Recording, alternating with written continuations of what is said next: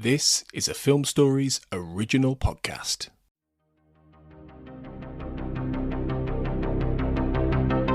This is Writers on Film, the only podcast dedicated to books on cinema.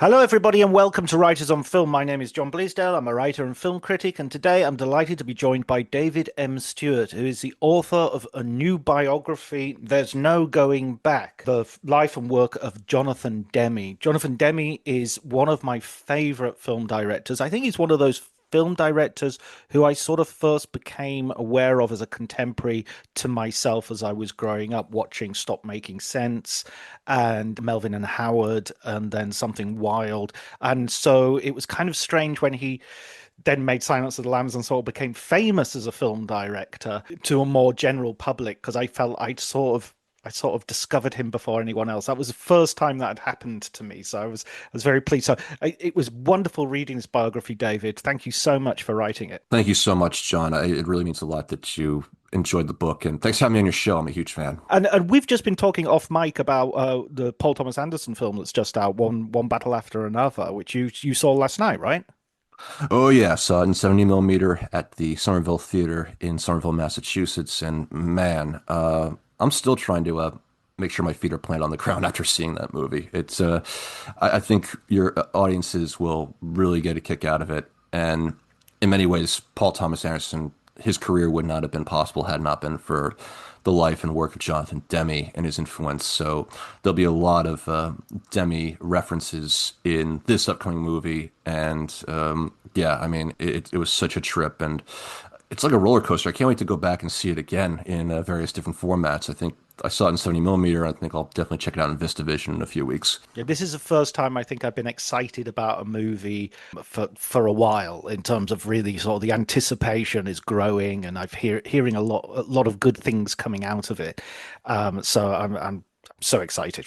Yeah, absolutely, absolutely, and yeah, I mean, I can only go on and on about the movie, but obviously I wouldn't want to spoil your audiences or indeed Warner Brothers coming in to impact this broadcast. But yeah, I mean, there's something about Anderson's films and his style that really almost is in sync with Jonathan Demme's style in terms of really showcasing the humanity of repressed individuals or those living in an oppressed society.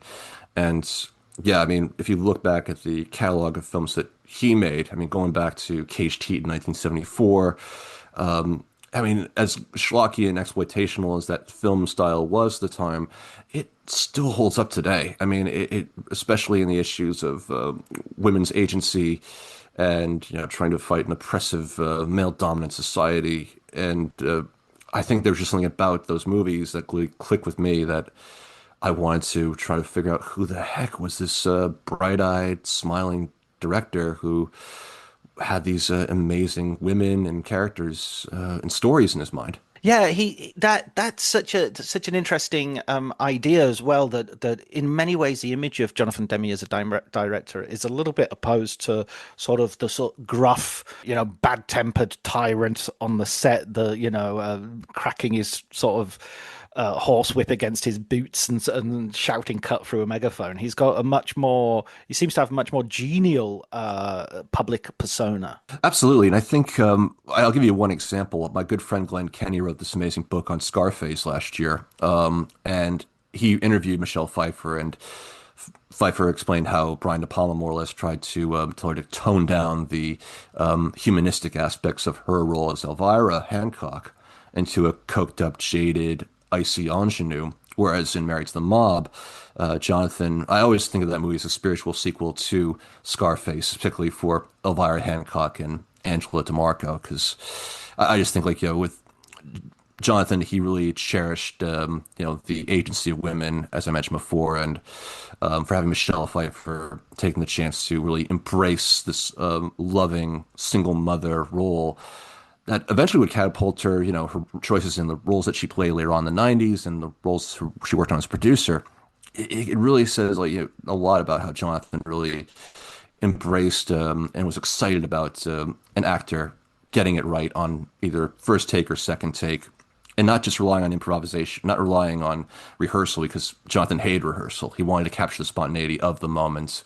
And I think when it came to like, really showcasing these incredible characters and these women, whether it be Melanie Griffith, Jodie Foster, Mary Steenburgen, Anne Hathaway, and Oprah Winfrey, Kimberly Elsie, I could go on and on. Thandiwe Newton, he was just so he was smitten with just projecting a woman's presence on film and having them lead the narrative. And I think that's just something I really stuck onto when I was getting my notebook during lockdown and writing up every movie I found on John or I was made by Jonathan to really find some sort of through line. Let me just ask you about your origin story prior to writing this book. Well, I grew up in Hyannis, Massachusetts, and I was a middle child to three other brothers, two other brothers, and my parents always had this love and appreciation for the arts. And I think every weekend we were going to the movies or we were listening to my dad's CDs of Harvest by Neil Young and The Who's Next, and that just through that osmosis, I just really fell in love with just the whole artistic endeavor that capturing it and explaining it through writing was something I tried to excel at through school. And then when I was in high school, I was given the chance to not only write for my high school newspaper, but also write for a local publication for the down in Cape Cod, Massachusetts, called the Barnesville Patriot. So for a whopping $40 an article, I would just have that be my proverbial ticket to building on my portfolio over the next few years, whether it be through writing for various college newspapers or eventually finding my way to writing for small column-sized reviews for the Chicago Reader, and eventually writing for Please Kill Me during lockdown, which was Lake McNeil and Julian McCain's webzine inspired by their book on the oral history of punk rock, which was very influential when I read the book, and also substantial when I was writing my book, because originally I wanted to write an oral history of Jonathan's life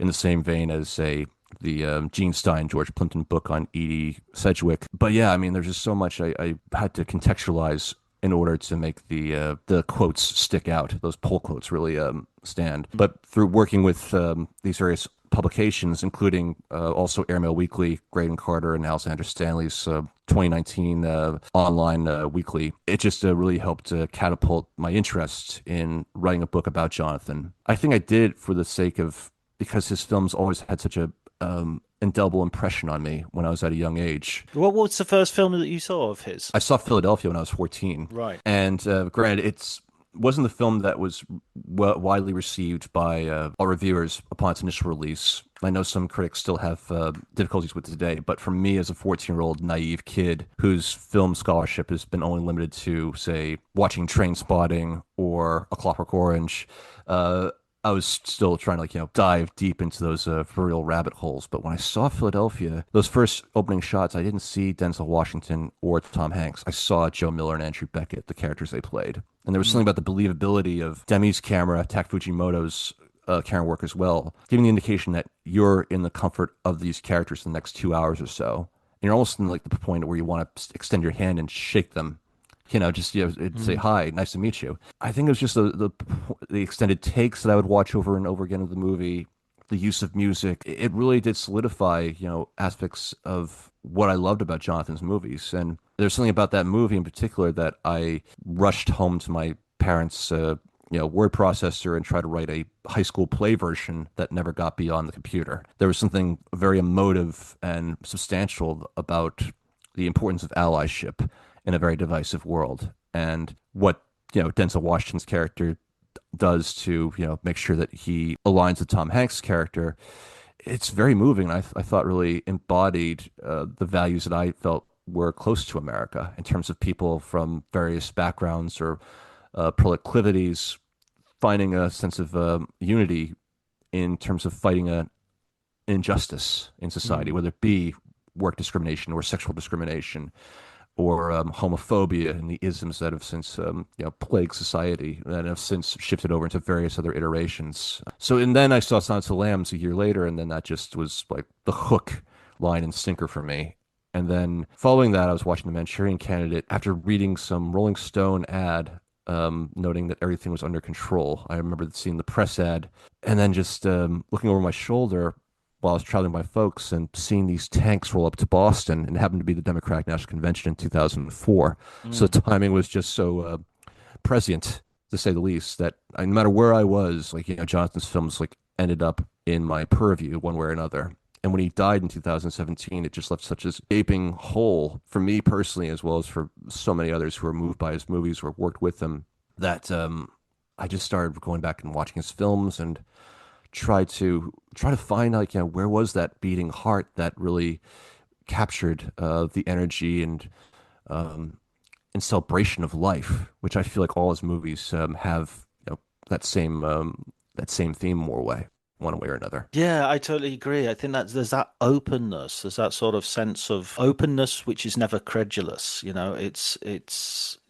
I'll take. Yeah, I mean, I think that almost is seen in his Howard Hughes film where there's a sense of you don't know if you're going to believe this is Melvin and Howard. The film itself really suspends disbelief on whether Melvin is telling the truth or not, and it's almost like that doesn't matter really because this moment is too beautiful for us to dismiss. Absolutely. I mean, the first 20 minutes of the movie, the audience is left in total disbelief over what the focus of the film is going to be and what journey you're going to take. I mean, the extended shot of Paul and Matt driving up in that truck and find Jason Robards, moaning in the desert and bring him back. It's a very chilling scene. And if you had no idea of like what was going on or like any inclination of the movie itself, you might think it's like a precursor to Silence of the Lambs. And then when I talked to Mike Medavoy, who was the head of Orion Pictures and suggested Jonathan direct the movie Silence of the Lambs, he noted that there were elements of Melvin Howard that he saw that were very suspenseful that he wanted to see emulated in Silence of the Lambs. And you definitely get that with the opening shot of, Paul and Matt driving down the road, and you have the radio going on to Phil Oakes and the crazy horse, and then you see that again replicated in Silence of the Lambs when Brooke Smith is playing American Girl and singing before she is in Buffalo Bill's point of view. Absolutely. Yeah, that's such an interesting connection. And that it's so funny about Jonathan Demme. He is one of those filmmakers who seems to go from one genre to another quite easily. That you can sometimes miss the connective tissue that, oh no, actually he's doing stuff here that is quite consistent, even though he's very varied. It's a sort of paradox in his work. That's true. That's true. And even though I think Paul Thomas Anderson said in one interview that although his movies are totally different, they are almost exactly the same. I know it Mm. sounds like a line from one of the Talking Heads songs, like Heaven, but that's just how I saw Jonathan's films. And the fact that a good colleague of mine, Ty Burr, he said to another friend of mine, Sean Burns, both Boston film critics, there are no extras in Jonathan's movies. And you Mm. definitely sense that based on the tenets that Roger Corman instilled in Jonathan when he was a young publicist and wanted to become a filmmaker. And he noted that the eyeball is the most important muscle in the body and that it helps stimulates whatever stimuli is presented into the brain. And whatever the camera just is a microcosm of the human brain, and you are just whatever the eye line goes to one person, the camera's on them, and then you Mm. have characters as varied as Charles Napier, Tracy Walter, Paul Lazar, Sister Carol East, Bill Irwin, all flowing in and out of Jonathan's movies because he loved actors, he loved them as friends, and he really wanted to showcase just the depth and scope of a very dedicated crew. And I think also goes back to like when he worked with Roger Corman, and there was that pretense of if you weren't holding lights, if you weren't running wires, or if you weren't having a boom mic in your hand, you threw on some clothes and you were one of the extras in a scene. So that was just his whole take. Even Sebastian Stan in a film like Rachel Getting Married, you see him twice. Mm. First in the beginning when he's berating Anne Hathaway, and then you see him again as one of the wedding guests in the third act of the movie. And that was just Jonathan's love of actors, and just no matter what scene frame they're in or where they showed up later on in the movie, he just managed to showcase their talents and really make sure they had their day in the sun. And same thing with all the filmmakers that inspired him as well, and like the stylistic approaches he and Tak Fujimoto ensured in making sure an extensive take worked. And that went Mm. on just the basis of his first meeting with Bernardo Bertolucci, which led to a lifelong friendship. When Bertolucci asked him, "Are you going to do any extended takes in your first movie?" And Jonathan said to himself, "Oh, wow, I didn't think of that. I'm putting production day money on one extended shot." And then he managed to do it in Caged Heat with, the women mulling around the prison, outside the prison.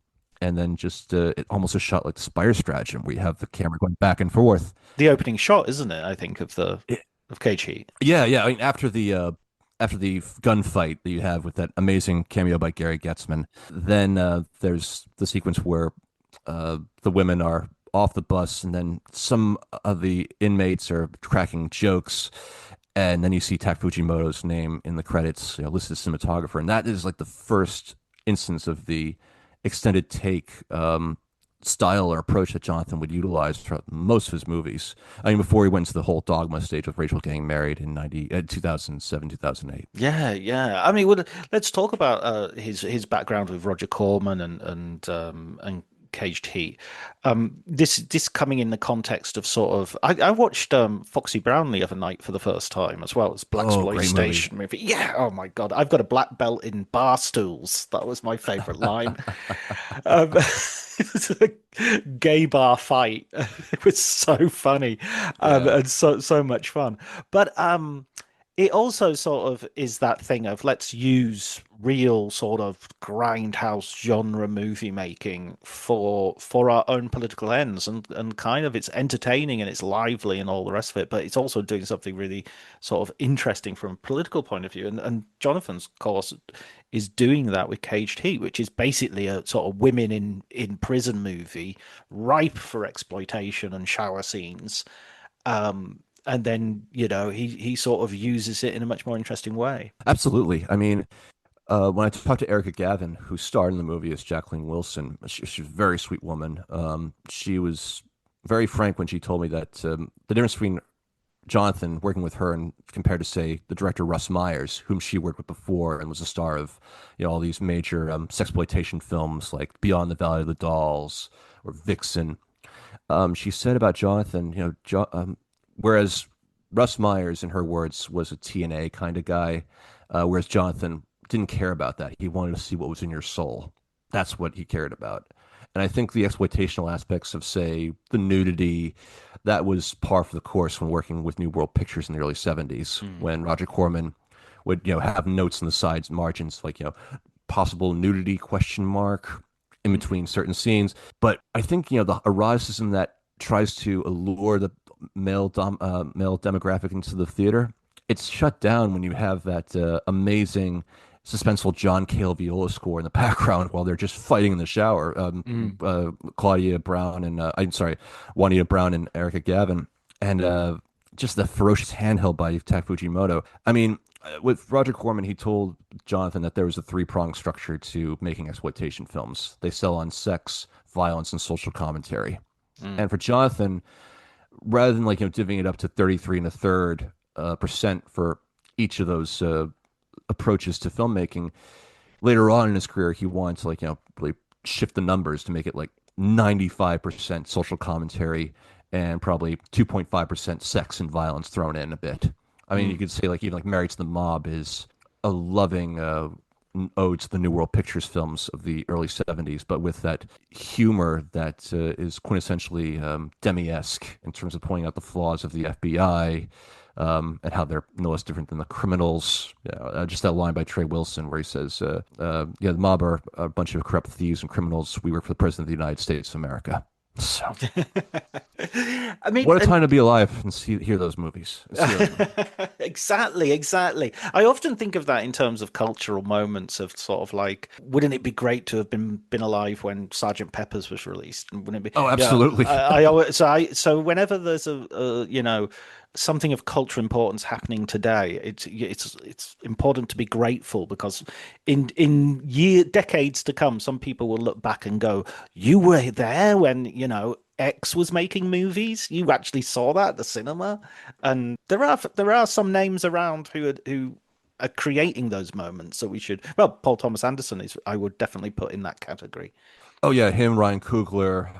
You definitely say the same for say the Safdie brothers in their respective projects. They really tried to capture like what is in the zeitgeist while at the same time not trying to deviate from their creative intentions or their initial conceits. And I think for Jonathan, that was something that he really tried to gain a firm hold on, even in his early days as a fledgling filmmaker. When you think of a movie like Crazy Mama or Fighting Mad, they still are rooted in that the elements of what Jonathan saw as an engaging movie, which are women on the run or small town society trying to fight against an oppressive land development magnate.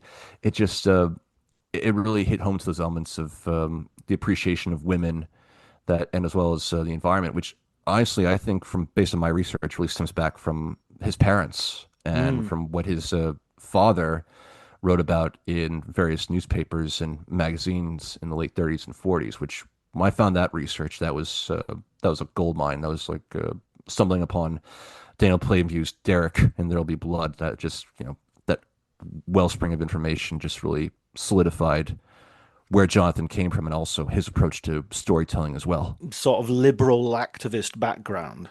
Yeah, liberal activist, quasi bohemian. His father was always traveling, if not for his work in accounting, then definitely for his work at the Fontainebleau Hotel in Miami, which was happenstance for Jonathan's sake when he met Joseph Levine, the infamous producer, impresario, Mm. and he told Jonathan, yes, Jonathan, wow, you really like Zulu, didn't you, kid? How would you like to work in my New York office at Embassy Avco? And Jonathan took the apprenticeship with open arms. Yeah, and another person who was really influential in his sort of first his sort of first years working in London and then as a director was the woman who would I think he married her, wasn't her first wife, right? Yes, Evelyn Purcell. Yeah, exactly. And she was very influential by working with him on the film and on the films and yeah, that was the one bit where I think you mentioned him deciding I don't want you to work on my next film. That felt like oh that's a darkness that has hitherto been unsuspected. Yeah, I was surprised too because when I first talked to Evelyn, she's very sweet and she's a very dedicated, filmmaker in her own right, and she was very open to talk about her time with Jonathan from 1968 to the late 70s. When that moment came, like you're alluding to, Citizens Band, which was Jonathan's first attempt to work with the studios when Paramount Pictures wanted him to make this movie based on Paul Brickman's Village Voice reportage of the CB radio craze of the late 70s. And Evelyn initially was going to be set as a producer for the film, but Jonathan thought she didn't want her to be on the set. And I asked her, and I think in the most I don't know if it was a cordial way, but I think in Jonathan's mind, he thought it's so difficult for you to be on set with me because you see how much I work on set and at a breakneck pace. Whereas, I should also clarify that New World Pictures, they had that intense 3 week schedule of you shoot a movie for like 3 weeks and then the film is going to be coming out a few months later if the edit survives going to the drive-in theaters. And for Evelyn, it was a setback because she wanted to make movies too. Mm. And I think there was a case of the house was too big for two directors to reside in. And when it came to working on Citizens Band, it wasn't a great experience for Jonathan because it was intimidating with Paramount Pictures really trying to get a substantial and saleable story out to the public, and at the same time his relationship with Evelyn was crumbling at the seams. And I think it was just because he wanted to gain that creative control. He wanted to ensure that his vision was focused, and I think at the same time, he wanted to try to separate work from home. Yeah. But ironically, he was with, and for if not Evelyn Purcell, then Sandy McLeod, both women who were excelled in their work in film in one way or another, be it independent film or studio work.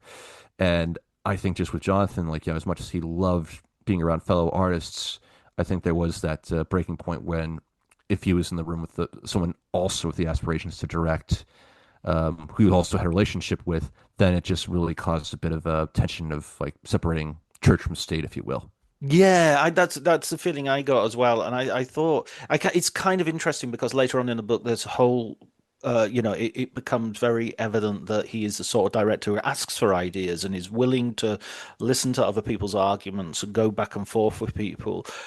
But that's also the sort of there's an element to that which you have to always have the idea of a castling vote. You always have to have the idea that when it comes down to the final say, it's going to be his and his alone.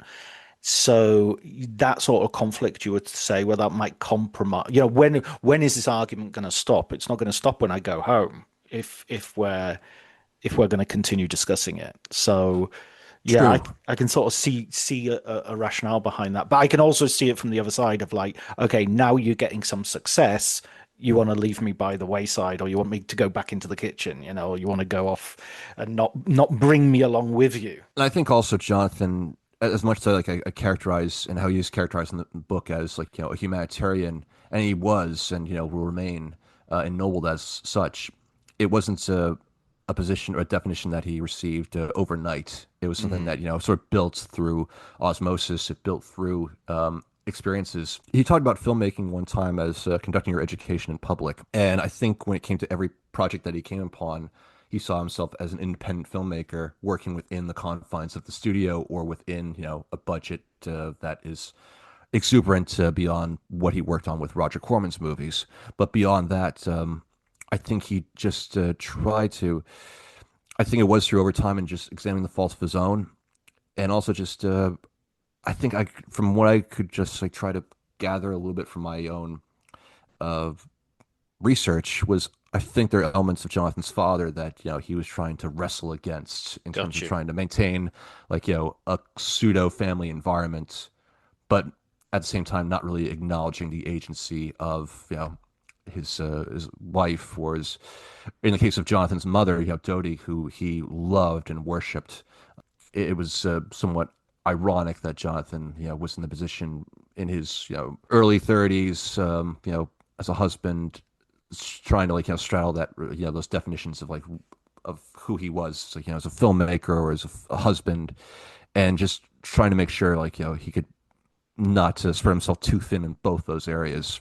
And as a full a red-blooded man in his 30s, he had some time to experience and get a sense of what was important in his life. And it wasn't until when he was in his 40s and then he got the chance to go to Haiti and seeing like these families gather together and the most difficult of economic and political circumstances, it really humbled him to the point where he felt like there was something of beyond filmmaking. Fatherhood was also an element that we aspect that he was destined for in his life. So we've got a point where he's made his name in exploitation films, and Caged Heat was a hit. So these films were successful. To some degree, put his name on the map, and then he translates that into studio work. In which case, he has a much more rocky relationship, at least at the beginning. And I found one of the ironies of the book. I mean, one of my favorite Jonathan Demme films is Stop Making Sense. I think it is Right.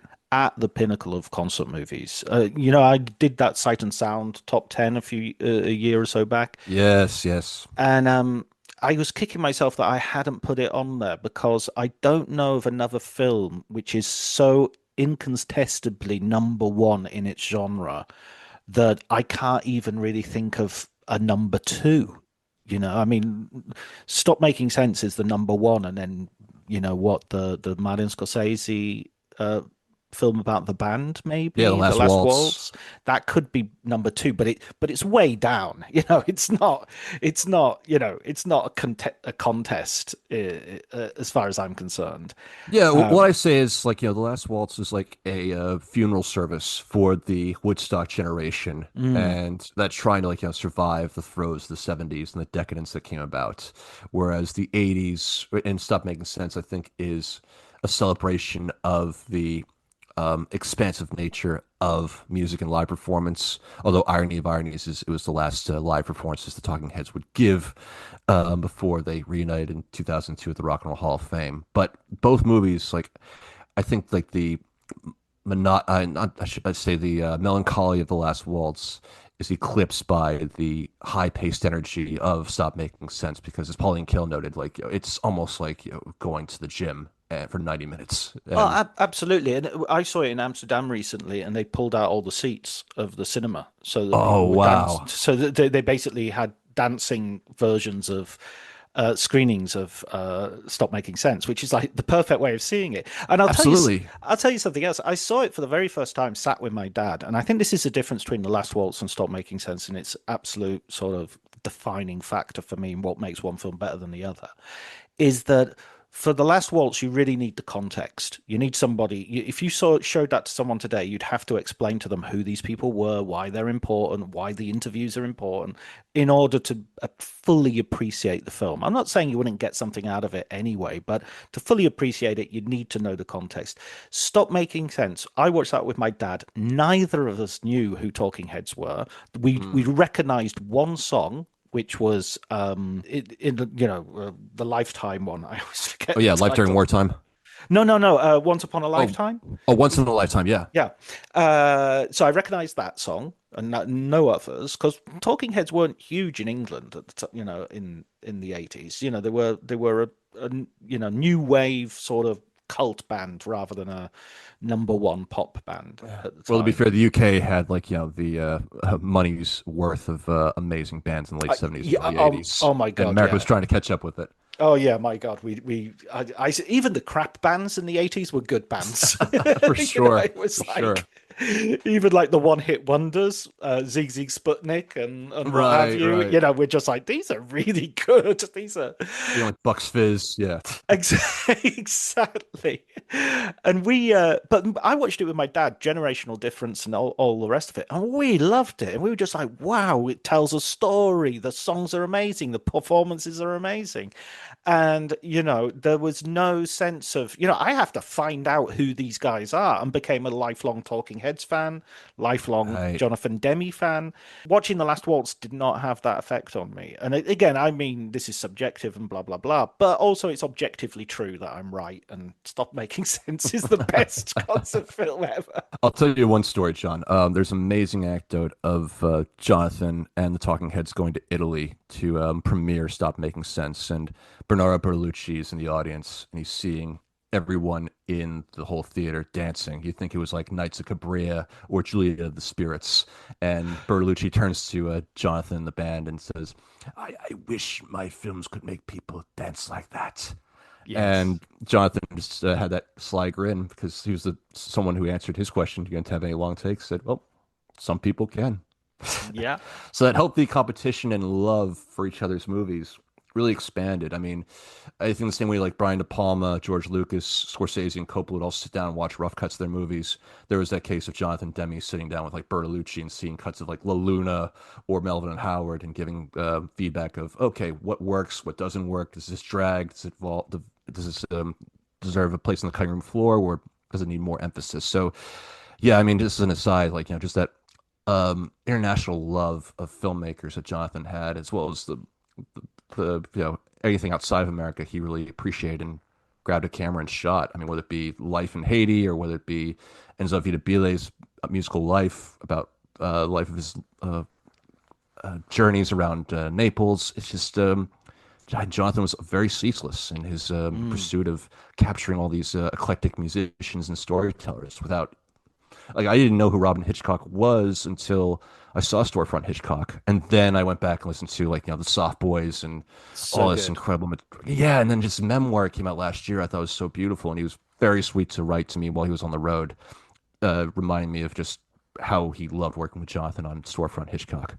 Yeah, I remember seeing Rachel Gets Married in Venice at the film festival, and sort of being jolted by, oh, Robin Hitchcock's there. Of course he's there. If he's going to turn up in any film, it's going to be a Jonathan Demme film. Absolutely, him, Fab Five Freddy. It's the Deluge. Even Jonathan's son Brooklyn. You see him playing guitar during the wedding ceremony. Mm. Um, Yeah, I just that's Jonathan, and even his dogs like appear in the movie. That's just how much Jonathan really tried to create a home movie environment, even the later years of his life, and really make sure that was impactful and not feeling like it was confined to the studio. I think that was one of the time when he can actually feel comfortable to let home life and film, sort of flow in and out of one another. Yeah, it's like you mentioned in the book as well that he becomes this collector of folk art from Haiti and from various places that he travels to, and in a sense that his films are a sort of cinematic equivalent of that. There's something.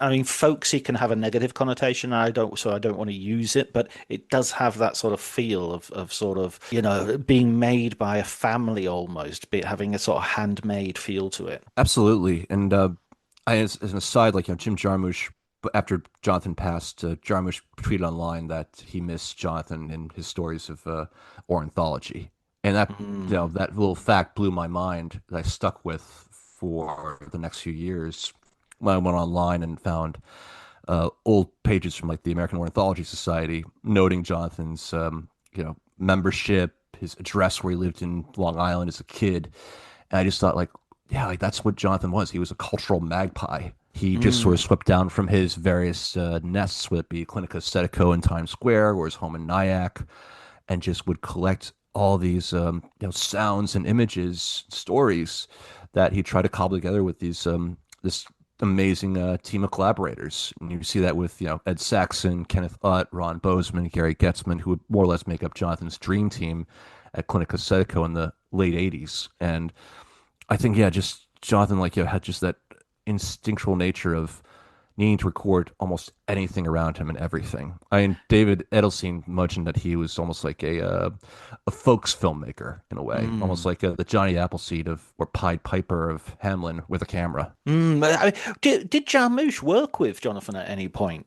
No, but I think in the early '80s they ran the same circles because Jonathan's then girlfriend Sandy McLeod, she starred in this amazing Betty Gordon film called Variety, and Betty was good friends with Renee Shafransky and Spalding Gray, Sarah Ah. Driver, and Sarah Driver was Jarmusch's partner. So all that Lower East Side, downtown '81 New York filmmaker scene, Jonathan just fit in like a glove. It didn't seem like he was just coming from the West Coast and back in America, back in New York with this provincial attitude of, the Big Apple. Now he just loved it. Like he was someone that would go to, the Mud Club or CBGB's and try to scour the whole area and try to find musicians that would fill up the scenes in his movies. You see in The Last Embrace of all the musicians from Central Park, adding that suspense as Roy Scheider's being followed by Charles Napier, or in Mm. Something Wild, where you have all the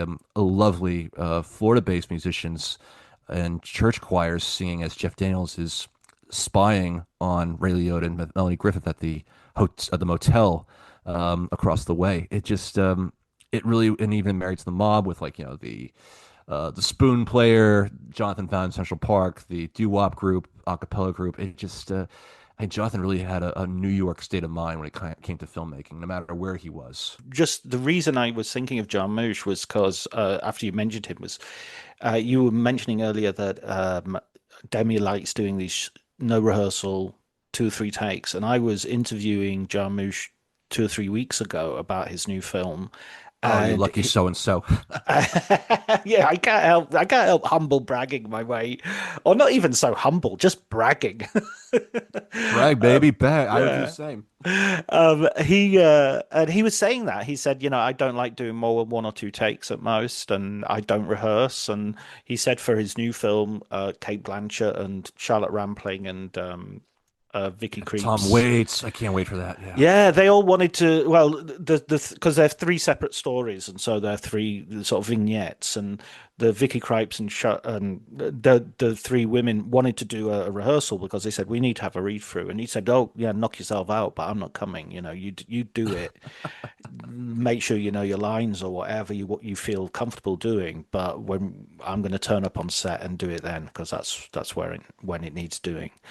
And it was, he was talking about, I want to keep it fresh. I want to get the accidents. I want to get everything on camera. I don't want to, I'm not a perfectionist. I don't have time. I don't have money. And so it was, and that was and I was just thinking, I wonder if that comes from a sort of cross pollination from someone like Demi. I could you could make the case because with Jarmusch, I mean, he's another amazing filmmaker, and one commonality that he and Jonathan shared was their sincere love and appreciation of classic film and Mm. filmmakers, and they both had a nice relationship with Sam Fuller. Mm. And Fuller was very influential with Jarmusch. I think he was cast in some of his movies. Um, or yeah, they were all in like in the same cadre of well respected filmmakers that worked with one another, like Wim Wenders or Aki Kaurismäki. But I think Yes, of with course. in the case of Jonathan, many people have noted like that he has a Hitchcock approach to shooting close-ups, but even Demi mentioned in his commentary track for Caged Heat that the opening shots of like Claudia Wilson trying to get some Juanita Brown trying to find her cigarettes and slapping Erica Gavin, that was inspired by Sam Fuller, particularly a film like Naked Kiss, the opening with Constance Towers beating up her pimp with a shoe. And Right. you see that again in when Michelle Pfeiffer winds up her fist before knocking out Mercedes Rule during that chaotic honeymoon suite battle in Married to the Mob. I mean, so full and also Fuller had the approach of just being like this dilettante that managed to work his way into the film industry based on his sheer experience and love of storytelling. I think that's what's something that Jarmusch attracted to as well because he proclaimed in interviews that he's a self-professed dilettante. And as I mentioned before about Jonathan, where he said that conducting your education in public was through filmmaking. And it was just through those processes that I think really crystallized and evolved, you could say, this New York style of filmmaking. Mm. But if Mm. not with Jarmusch, then definitely Spike Lee and others that were coming out of the fray of the early '80s and that um, the whole downtown NYU scene. It almost seems like the baton is passed on as well, because you mentioned Spalding Gray earlier, with makes a wonderful film, Swimming to Cambodia, and I went through a whole period in the late '80s, early '90s, where I just read all of Spalding Gray's work, all of his dramatic monologues. They're just Oh, he was such a so character. good. Yeah, and Steven Soderbergh filmed Monster in the Box, and then went on to film a documentary about Spalding Gray's life. Yeah, everything's gonna be fine. Yeah. Exactly. And I just thought, oh, what again, it's Soderbergh strikes me as somebody who's taken the baton from Jonathan Demme as being someone who has gone on to make a whole breadth of genre, but always with this sort of independent sensibility. And he can make, just as Jonathan can make Silence of the Lambs and Philadelphia, big studio films. So Steven Soderbergh can make the Ocean's trilogy and make the most glitzy, almost parodic sort of Hollywood film. So yeah, it feels like that stream of American independent cinema is ongoing. Absolutely, and I love how you mentioned the whole passing of the baton because I think, like as I mentioned before, Bertolucci and Fuller had a substantial impact on Demi's creative structure and style. But one other person that really deserves a huge shout out is Hal Ashby, as he Mm. was not only this. I had the great pleasure of working with Amy Scott on her documentary on Hal Ashby back in 2018. And for a few years, I worked as an archival research assistant while I was in graduate school in Chicago. So that what I gathered in terms of the information, Jonathan's friendship with Hal, which didn't get into the documentary, I sort of stored that away, and that really sat with me when I was at the Sundance Film Festival, and the film that was showing before Hal was Phantom Thread, and just the dedication of Jonathan Demme at the end of Paul's movie really sat with me when I was on the plane back from Sundance, thinking to myself, I gotta bridge Demme and Ashby together somehow, but I Mm. don't know how yet. So it took a few years to really get an understanding of the stop making sense, pre-production, post-production, talking to Hal's girlfriend, Griff Griffiths, Jonathan, who gave Jonathan this vest that Hal directed in as a gift after winning the Academy Award for Silence of the Lambs, because he thanked Hal in his Oscar speech. Mm. And it just, I think Hal in that freewheeling approach to making sure that the camera really got a moment or captured the authenticity in an obtrusive way that was something that Jonathan really thrived on as a filmmaker. And you see those shots of, Mary Steenburgen with her phone calling walking through the kitchen in the small house. In the same way with Denzel Washington walking through the kitchen, through the door frame when he's talking to his wife and, having dinner with his baby. It's those, home movie moments I can best describe that I think really came from Hal Ashby. That came from the prospect of just letting the camera roll and just like letting the moments really gestate over time.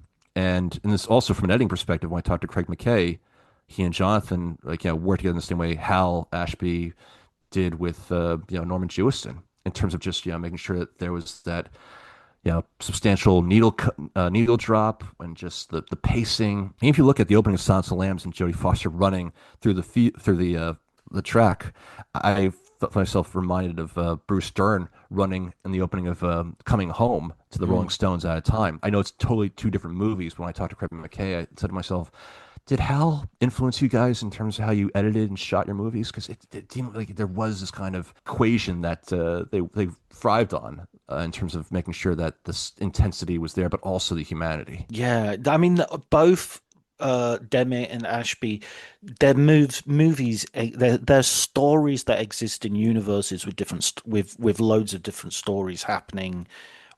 I mean, there's a bit in Silence of the Lambs which I rewatched recently with my daughter, who's a huge cinephile, and she suddenly admitted she'd never seen Silence of the Lambs, and we were watching season 3 of Hannibal, and I said, "Wait a minute, is this the first time you've ever seen this character?" Because she hadn't seen Manhunter or Red Dragon or Silence of the Lambs. Oh, So really? I was like, "Okay, we need to watch Silence." As much as I love Mads Mikkelsen, we need to watch Silence of the Lambs. So we rewatched it, and I just think I saw that in Liverpool on its release, and I just, I thought it was perfect. Oh, awesome. It's such a beautiful gothic film, but it's got so many. I mean, it was weird watching it today. It looks like a film that was made in the 70s because there's this weird concertinaing of time as you get older.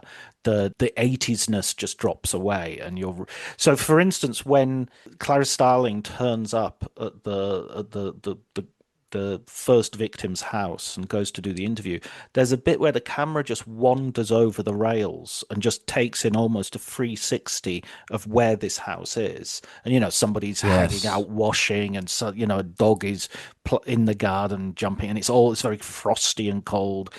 And I know there's an idea of a Hitchcock sort of from Frenzy of crimes can be going on in these houses and look, nobody's aware. But it also struck me as Hal Ashby of sort of being there or The Last Detail, that this story exists in the context of a world of other stories, of a universe of stories. My sentiments exactly, John. I mean, even you think of Silence of the Lambs and just those shots where, before Jodie Foster meets Harry Northrop to talk about Frederica Bilmo's, room, or to go up to Frederica's room.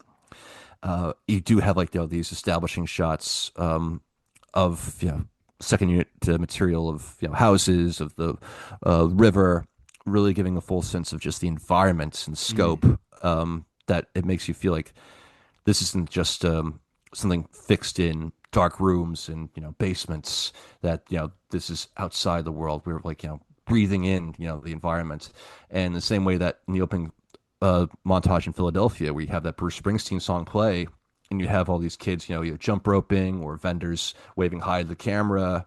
Jonathan is trying to pull you into the audience into this world in almost a pseudo documentary style fashion before going right into the narrative. And I think it's with that sense of unobtrusive style and focus that make his film so impactful, especially when it comes to actors not looking directly into the camera. I mean, when you see that scene of Tom Hanks being rejected by Denzel Washington after the first meeting they have together, when Andrew Beckett's fired from his law firm, and then it just holds on. You always think, I thought Tom Hanks was going to cry, and then he just looks up and then just looks sort of dazed for a second, and then realizes, okay, I'm on my own. I'm going to keep moving. That's what I'm going to do. And for me, when I saw that when I was 14, I started crying like a baby. That was it really had that impact on me. I think that was just the beauty of how Hal shot his films, and the same way Jonathan shot movies like Rachel Getting Married, later on, like when you have that scene of Anne Hathaway talking to the AA group about why she feels so guilty after all those years, and not being able to forgive herself. And I think it was just that compassion and humanity that both Ashby and Demme saw in these characters. They really wanted to magnify for an audience. Yeah, and I think I mean, those two films, Silence of the Lambs and Philadelphia, have I think they caught a lot of flack for problems that were more general in Hollywood.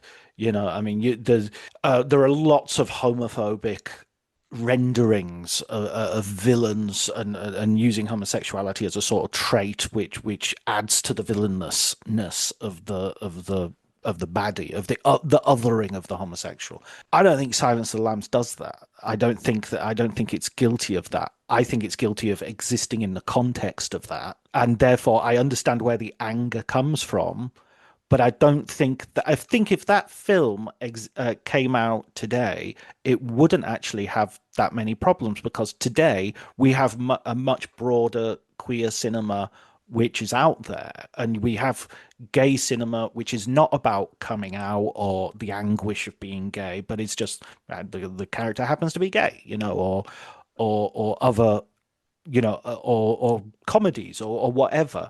And likewise for Philadelphia, you did have this idea of visibility. The relationship is not visible enough. Antonio Banderas and Tom Hanks are not. You wouldn't know they were necessarily gay unless the context of the film told you that, because there's nothing visible in terms of, affectionate. Physical affection or what have you, or sex scenes or what have you. Right. But again, I think that's because of the scarcity of that kind of representation at the time, which really isn't the individual film's fault. Absolutely. It was the time.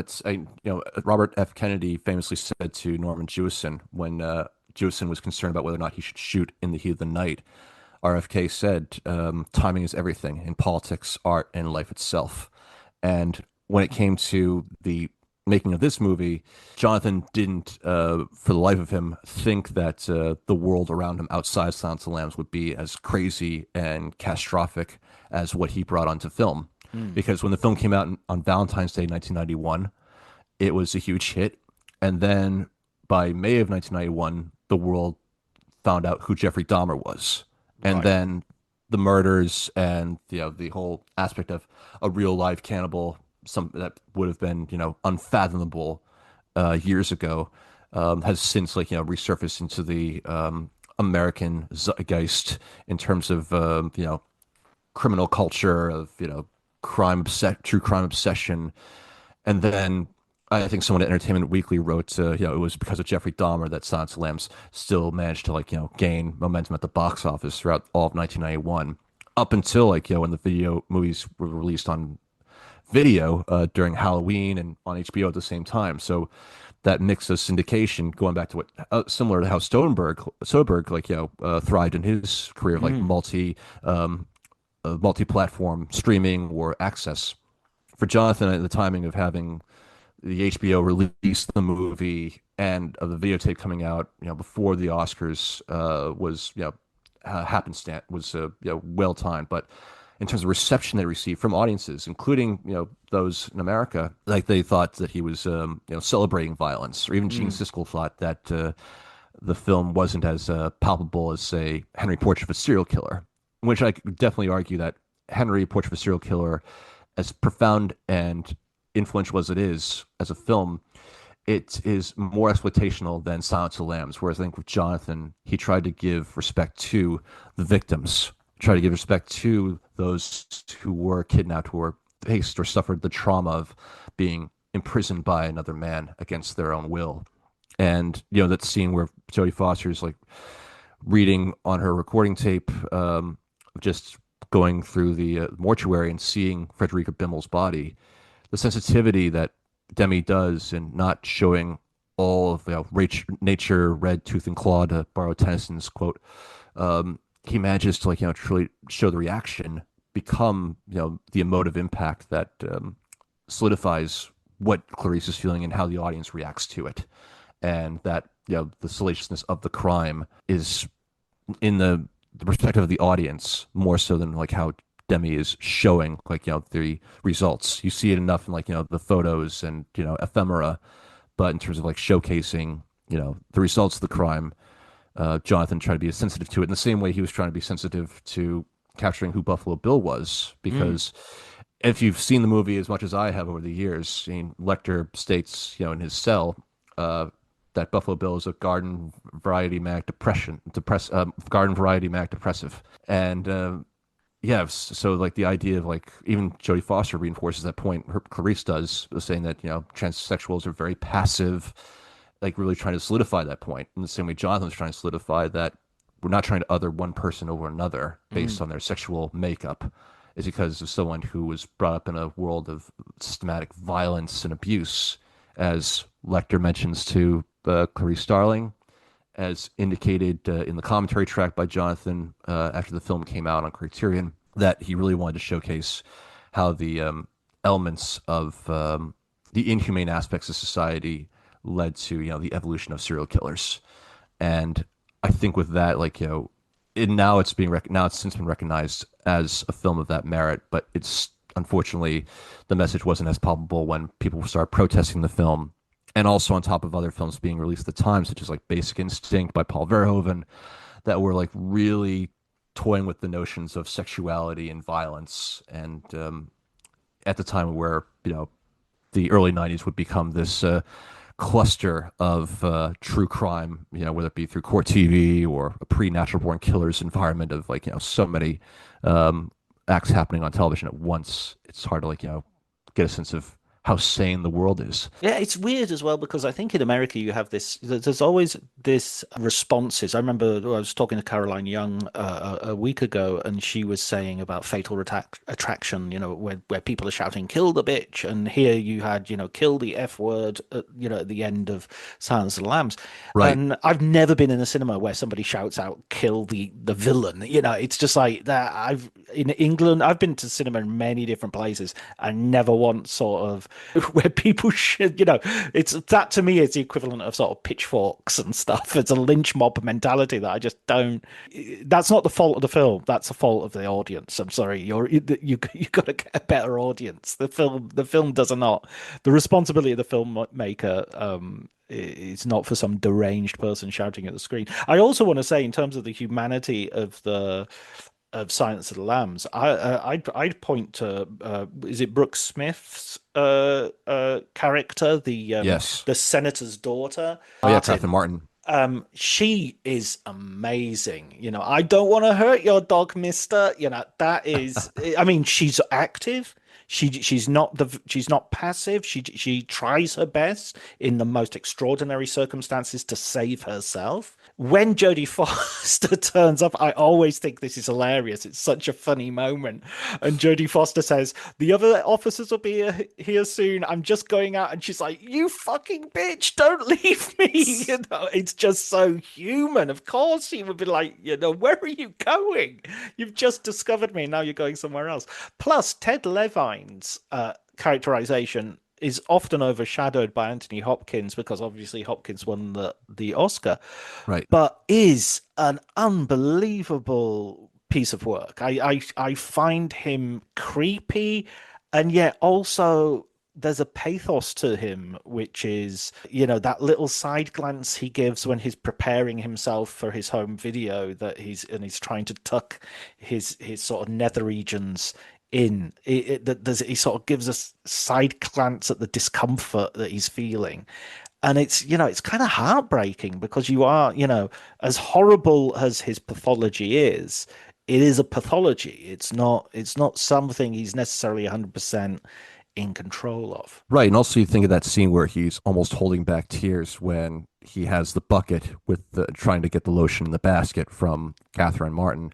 Yeah. And Jonathan deliberately has the camera zoom in on her dirt stained face to really emphasize that humanity that was trying to tap in and Buffalo Bill, but just he keeps resisting it. Like, it's just not part of his pathology, to the point where he just has to scream, "Put the lotion in the effing basket." Yeah. And I think also with Levine, he's an amazing actor. He's Oh, he's someone that so really good. does. He's He doesn't so get as good. much credit.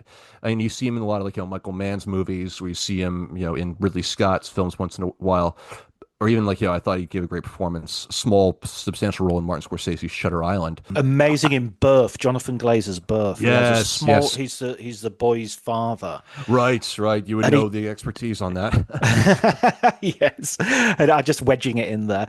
He's Yeah, he has this beautiful. He just has this great line where he's describing the plot of the film, basically right.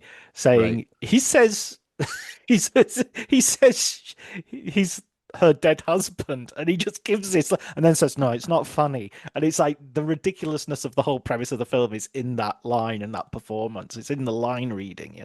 So yeah, I'm hats off to Ted Levine. Yeah, yeah, amazing performance and also very bold. I mean, it was unfortunate that he had to deal with the brunt of either be typecasted or being more or less redlined for that role that he played. Mm.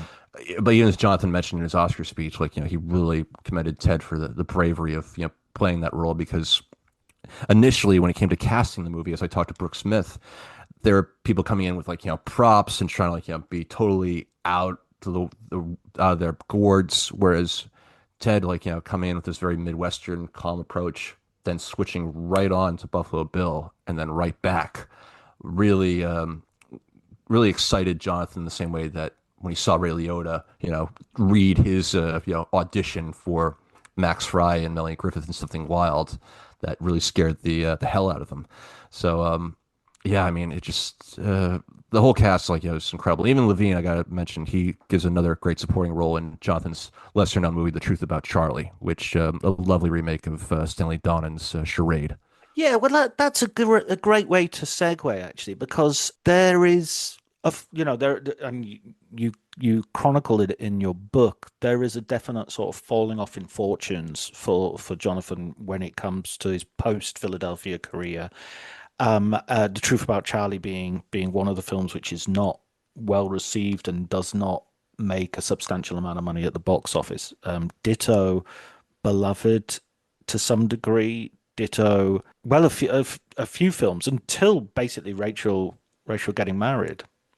Right, right. Well, I think we'll go back with those post Philadelphia films, because I would say Clinica Aesthetico, Jonathan's production company, Mm. it really was very substantial that he create a production studio, a production office where he could corral filmmakers that wanted to make the films that he wanted to make the films that they wanted to make, and not had to kowtow to the demands of the studio the way he did with Swing Shift with Warner Brothers, or the way he had to deal with Freddie Fields on Citizens Band 1977. And also, I will say, Hal Ashby's love for trying to corral independent filmmakers together before he died played a part in how Jonathan shaped Clinica Aesthetico. I definitely will make that case. But when it came to there was some successes with That Thing You Do, Devil in a Blue Dress to some extent, and Ulysses Gold, films that he produced.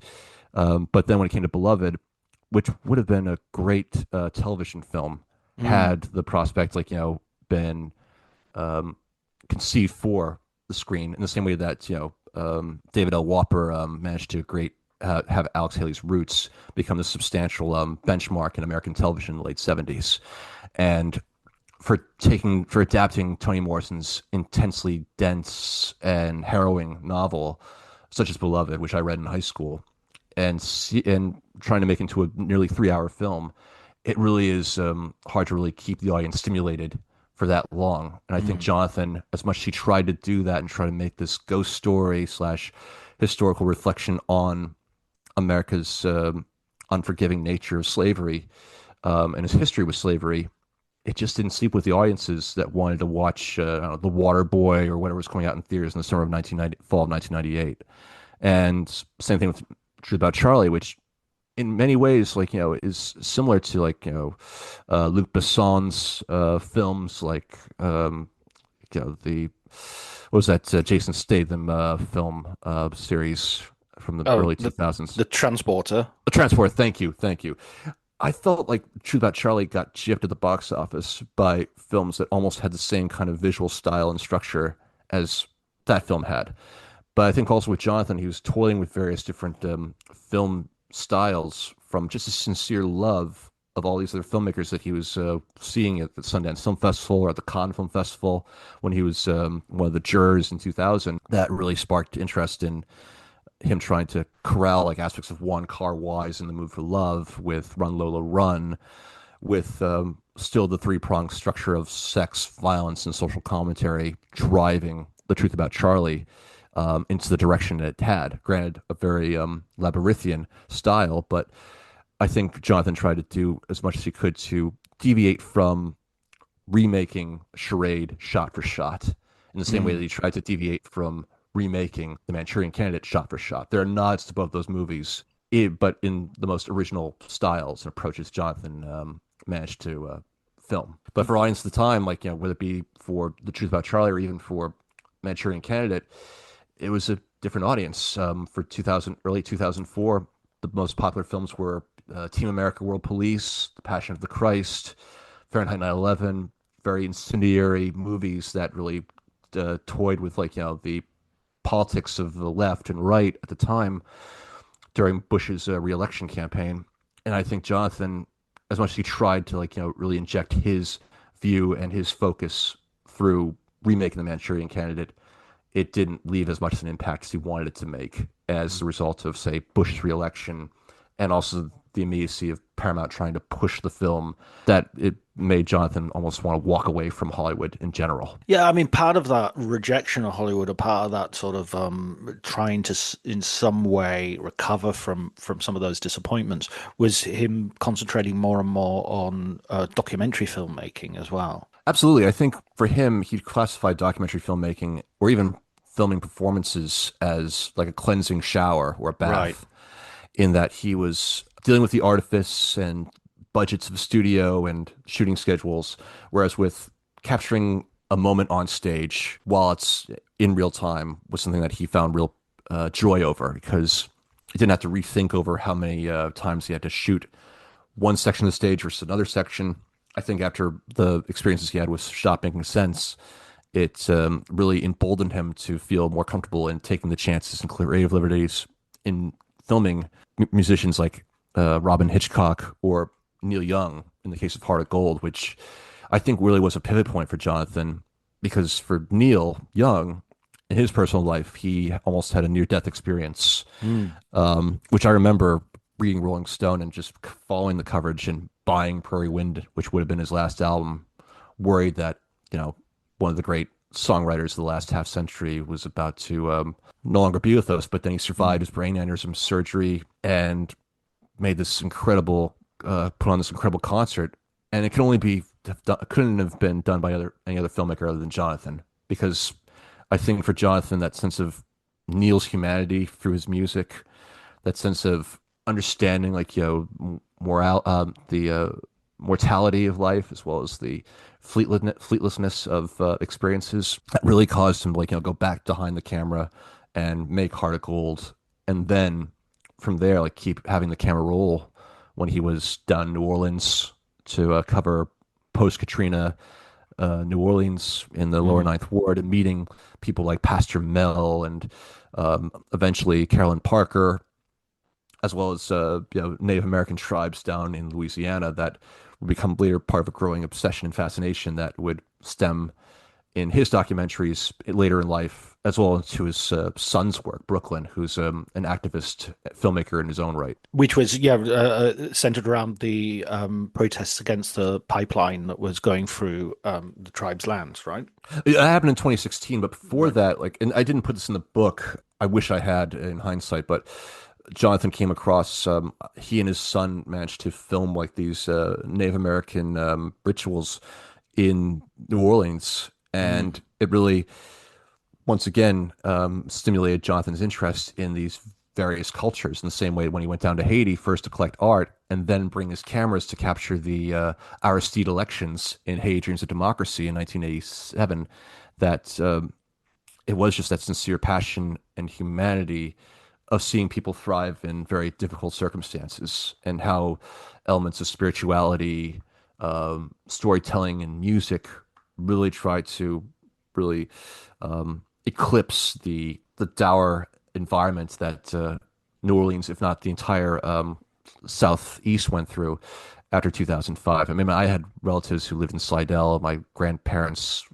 lived not far from where the hurricanes hit. So seeing those documentaries and seeing the humanity coming out of what Jonathan shot really reminded me of just how much when I went to New Orleans, just seeing people trying to survive and thrive after the devastation. It was very sobering, and also I think for Jonathan, very humbling that Hollywood doesn't have to measure the success of a filmmaker. It can be done just by grabbing a camera and just going out there without having to prove yourself. And Jonathan didn't have to do that. He just shoot it just to make it. Yeah, absolutely. And it always felt like with his films, as with his actors, as with his projects in terms of being an activist, he was never somebody. He was sticky as an individual. He stuck to things. People stuck to him, and so as he rolls on in his career, the actors who he works with, Ted Levine, Charles Napier, you've already mentioned, they appear again and again and again, and so it is with also the causes and the places that he becomes interested in.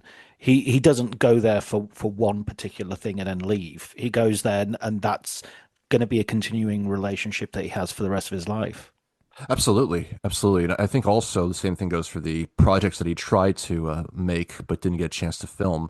Whether it be this treatment that he had back in the late 70s that his wife Evelyn Purcell, and Hercules Belleville, Jonathan Glazer's producer, and who also worked with Polanski and Bertolucci, they wrote a treatment for Herman Melville's Typee, his first book about going AWOL on the San Marquis Island.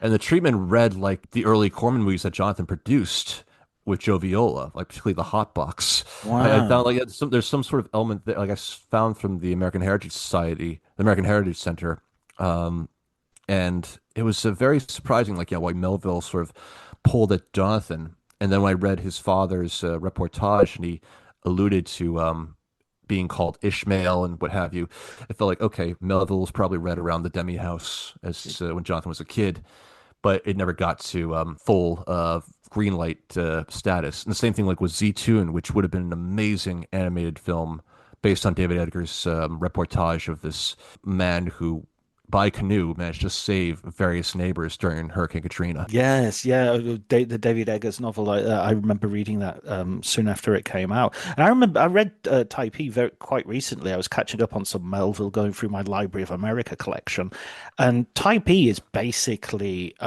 the first 10 minutes of the Thin Red Line. Pretty much, pretty much. It's just like people from a shipwreck. Suddenly realizing that there's another way of life on this island, and maybe the guys that they've been calling savages are actually got the right idea. Yeah, and I think maybe that was an element that Jonathan was attracted to in the first place. But in terms of the studios trying to back a film about white explorers settling upon native land, and this is before Dances with Wolves and what have you, and the deluge of other films of that nature. And I don't think it really would have been a major sell. But for Jonathan, it was one of the many pet projects that he loved, or books that he would have loved to adapt. Same thing with Russell Banks' Continental Drift, which would have hit close to home to the Haitian refugee situation. And yeah, unfortunately, that never got made. And additionally, like Jonathan also was fascinated with covering the life of Martin Luther King in the early 1990s. But yeah, I mean, that was a major project that took many directors to try to capture, and still capture to this day. I mean, there was a great HBO film called Boycott with Jeffrey Wright in the early 2000s, who initially was going to be in Truth About Charlie before Tim Robbins was hired, because Wright was working with Will Smith, who also was going to be in The Truth About Charlie. They both were scheduled to be in Michael Mann's Ali. So, but Right. yeah, just the deluge of so many unmade projects, it really piqued my interest of how much juice, or as Jeff Bridges said about Hal Ashby, how much pudding came out of this guy's oven. And that's the best way I can describe Jonathan, because he was like a walking bottle of honey with legs. That's the best way to Wow. describe it. And just like all these creative flies just sort of gathering and attracting to him. And he's just, just walking along and just embracing just that gestation, Chris Zia said at this event a few years ago that Jonathan, when he always loved hearing ideas, he called it fertilizing the air. I think that really just says a lot about his movies and what they offer and what they still offer. Even his most mixed films, like even like Ricky and the Flash, Mm. there's a lot there that you can just love and soak up. I mean, if you've, for me, I've seen Black Orpheus, and I feel like that movie, Ricky and the Flash, is Jonathan's Black Orpheus. In just particularly the ending and just having Meryl Streep singing that amazing Canned Heat song, "Let's Work Together." That's pretty much what Jonathan's telling the audience, telling the world, let's work together. Yeah, yeah, And absolutely. in this time right now, like where things are very cataclysmic and divisive, and people are walking on eggshells, myself included. I think there was so much catharsis I found in chronicling and researching Jonathan's life that it made the experience of enjoying life all the more lovable and redeemable. That just to see how he operated and how he worked, it really put a kick in my step, realizing that there is something to be said about building connections and establishing strong friendships and not burning bridges. That's not always the case with people in the film industry, give or take. But when it comes to someone like Jonathan, like he abided by this one Haitian proverb that I use to this day whenever I feel like there's a lot going on in the world. Little by little, the bird builds its nest. Yeah. And I feel like that just Jonathan operated on that credo, and that's something I try to operate on in this day and age, and also as a writer. I love that. I love it. That popped out of the book, and that also felt like an overarching theme of the book. I felt like the nest was being built in front of me. By the time I got to that phrase, it was like, ah, yes, yes, yes. That's what I've witnessed, through your work and through Jonathan's as well.